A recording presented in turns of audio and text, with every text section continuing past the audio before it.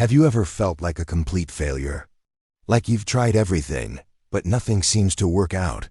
I've been there. We all have. We're taught from a young age that failure is bad, something to be avoided at all costs. Get the A+, win the game, land the perfect job.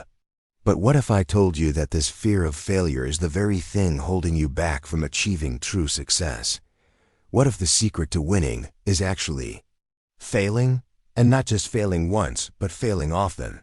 It sounds crazy, right?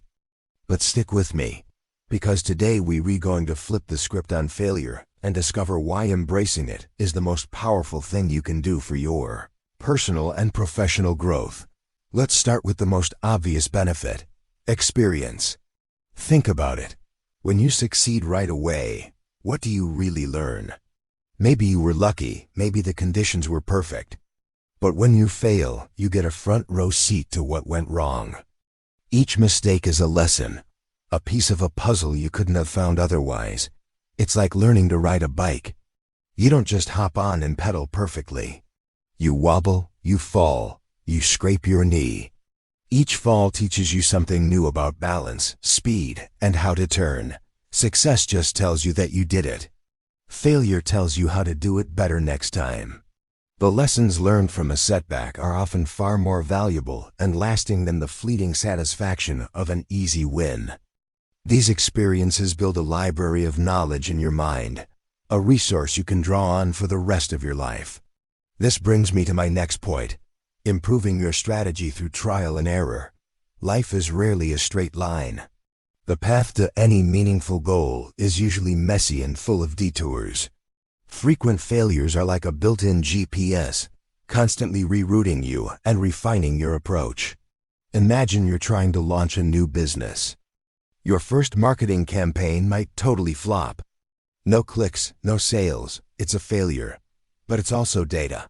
You learn that your target audience isn't on that platform, or that your message isn't resonating, so you tweak it. You try a different ad, a new social media channel, a different sales pitch. Maybe that one fails too, but you learn something else. Each attempt, successful or not, gives you feedback. Failure isn't the end of the road.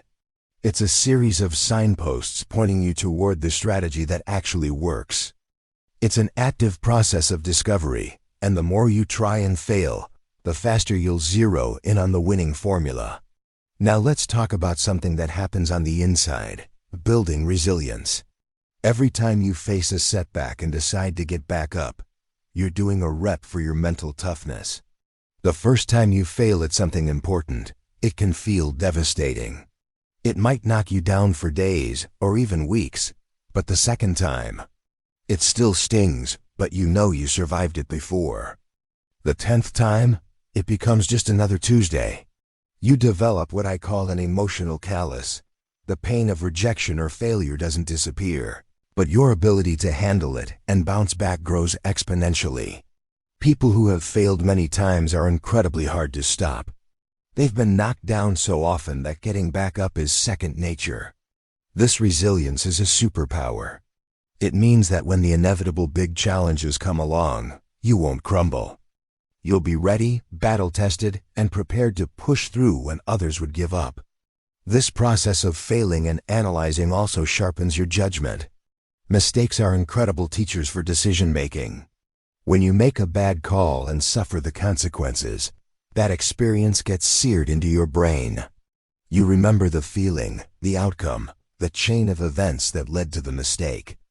This helps you develop a much more nuanced and sophisticated ability to weigh options in the future. You start to recognize patterns and red flags you would have missed before. For example, maybe you trusted the wrong business partner and it cost you. The next time you consider a partnership, your spidey sense will be on high alert. You'll ask tougher questions, do more due diligence, and listen more closely to your gut. Your past failures become a powerful filter, helping you avoid repeating the same errors and guiding you towards smarter, more strategic choices. Over time, you're not just guessing anymore. You're operating from a place of hard-won wisdom. Here is one of my favorite side effects of failing more. The fear of failure starts to shrink. Fear thrives on the unknown. We're scared of failing because we imagine it as this catastrophic, life-ending event. But when you actually fail, and you realize the world doesn't end, the sun still rises, and you're still standing, that fear loses its power. Failure becomes familiar. It transitions from a terrifying monster under the bed to an annoying but manageable roommate. When you're no longer terrified of the worst-case scenario, you become free to take bigger, bolder actions.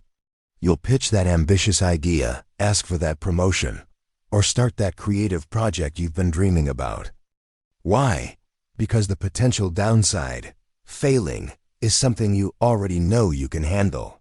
This freedom is where real breakthroughs happen.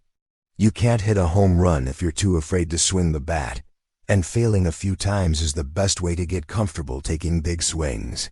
Failure is also the ultimate truth teller. It has a way of shining a bright, unforgiving light on your weaknesses, and that's a good thing. You can't improve what you don't acknowledge. Success can often hide our flaws.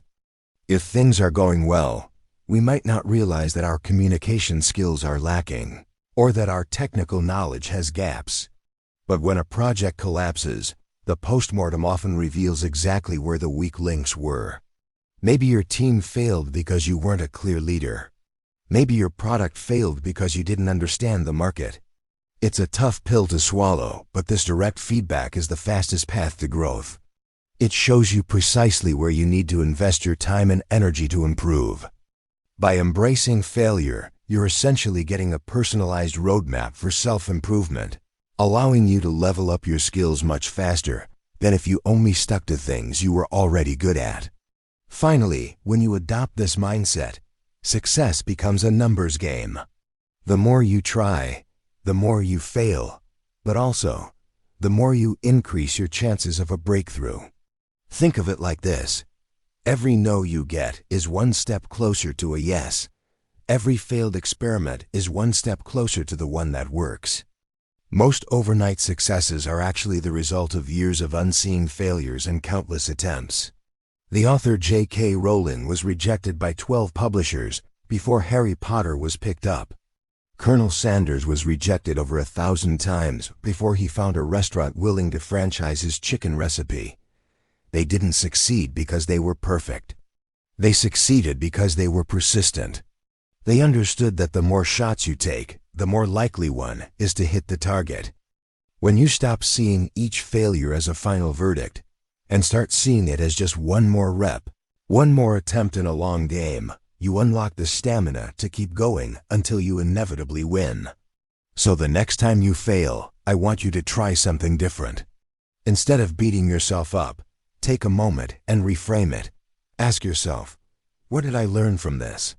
How can this make me stronger? What weakness did this expose that I can now work on? See it not as a step back, but as a crucial part of your journey forward. Failure isn't the opposite of success, it's a part of it. It's the training ground, the teacher, and the fuel. So go out there, be bold, be brave, and don't be afraid to fail. It might just be the best thing that ever happens to you. Thanks so much for watching. If this video resonated with you, hit that like button and subscribe for more content on growth and mindset. I'd love to hear about a time when failure taught you a valuable lesson, so share your story in the comments below. Let's learn from each other. See you in the next one.